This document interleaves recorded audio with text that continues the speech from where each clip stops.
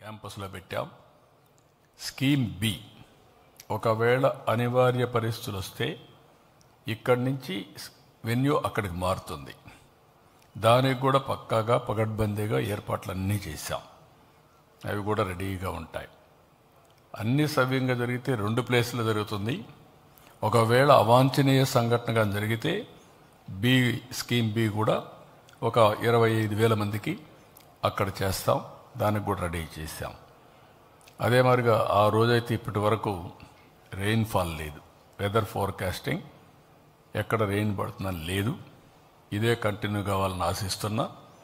అమావాస్య కూడా 6-7 రోజులు వెనకాల వస్తుంది కాబట్టి సీ వాటర్ కూడా ఎక్కువ ప్రెషర్ లేకుండా ఉంటుందని ఆశిస్తున్నాం. ఓసారి సీ వాటర్ వేవ్స్ వచ్చాయంటే ఆ బీచ్ అంతా కవర్ అయ్యే అవకాశం వస్తుంది.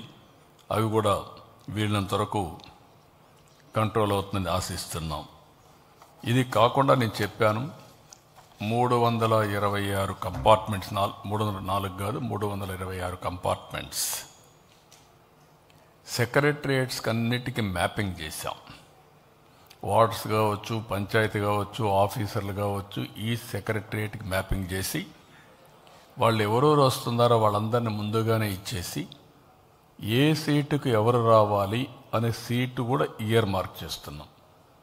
ఉదాహరణకు మీరు చూస్తే 3,55,000 దగ్గర 3,50,000 మందికి మ్యాట్స్ తెప్పించాం. ఇక్కడ సింగిల్ లొకేషన్కి దానికి నెంబర్ వేస్తాం.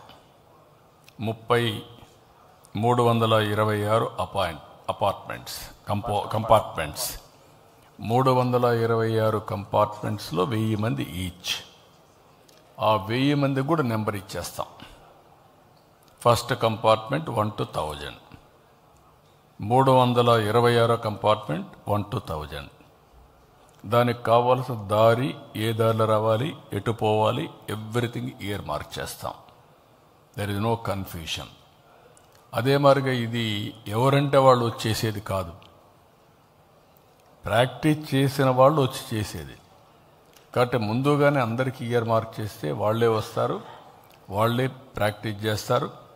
అదే సమయంలో ఈరోజు నేను కోరింది ప్రజాప్రతినిధులు, ప్రభుత్వ యంత్రాంగం ఇద్దరు కూడా భాగస్వాములు కావాలి.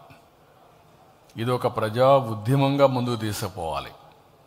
ప్రజా ఉద్యమంగా ముందుకు తీసుకుపోవాలంటే అటు ప్రజల్ని చైతన్యవంతులు చేయడానికి ప్రజాప్రతినిధులు కావాలి. దీన్ని ఎగ్జిక్యూషన్ విత్ ప్రిసిషన్ చేయాలంటే ప్రభుత్వ యంత్రాంగం ప్రణాళికలు తయారు చేయడమే కాకుండా ఎగ్జిక్యూషన్ అంతా కూడా ప్రాపర్గా చేయాల్సిన అవసరం ఉంది. Law and order machinery, law and order పర్ఫెక్ట్గా చేయాలి. ఇవన్నీ కూడా ఇంటిగ్రేట్ చేశాం. ఈరోజు నేను మొత్తం రివ్యూ చేశాను. చాలా వరకు పర్ఫెక్షన్ చేశారు మా వాళ్ళు. చాలా మైన్యూట్ డీటెయిల్స్ వర్కౌట్ చేశారు. రాబోయే 4 రోజులు చాలా కీలకం. ఏదైనా గ్యాప్స్ ఉంటే అవన్నీ కూడా పర్ఫెక్ట్ చేసి అనుకున్న ప్రణాళిక అనుకున్నట్టు చేయడానికి ఎక్కడికక్కడ లాస్ట్ మైల్లో ఉండే ఫంక్షనరీస్ని ఇక్కడికి వచ్చి యోగా చేసే ప్రతి ఒక్కరిని కూడా చైతన్యవంతులు చేయడమే కాకుండా వాళ్ళని అవేర్నెస్ తీసుకురావాల్సిన బాధ్యత ప్రభుత్వ యంత్రాంగం పైన ఉంది. ప్రజాప్రతినిధులు కోఆర్డినేట్ చేసుకునే బాధ్యత వాళ్ళపైన ఉంది. అందరం కలిసి ఈ ఈవెంట్ని వన్ ఆఫ్ ది బెస్ట్ ఈవెంట్గా చాలా ఈవెంట్స్ చేశాం. మొన్న కూడా మేమైతే ఒక మహానాడు కూడా చేశాం.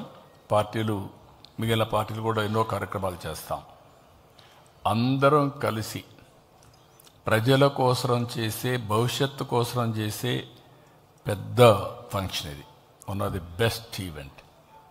It will be remembered in the history, years to come, ages to come. ఇది మన ఏన్షియంట్ వారసత్వ సంపద.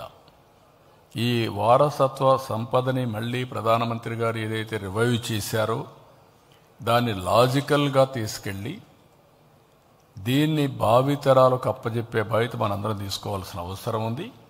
అది మనం ఫాలో కావాలి. ఆ బెనిఫిట్ మనకు రావాలి. మన తర్వాత కూడా లెగసీ కింద తయారు కావాలి. This is our legacy. ప్రపంచానికే ఉచితంగా మనం దీన్ని అందజేస్తూ ఉంటే దాన్ని మనం ఉపయోగించుకోలేకపోతే కరెక్ట్ కాదు. దానికోసమే దీన్ని సీరియస్గా తీసుకొని ముందుకు పోతున్నాం. ఇందులో ప్రివెంటివ్ హెల్త్కి చాలా ఉపయోగపడుతుంది. రెండోది ప్రొడక్టివిటీ ఎన్హాన్స్మెంట్కి ఉపయోగపడుతుంది. Always mind is not in control.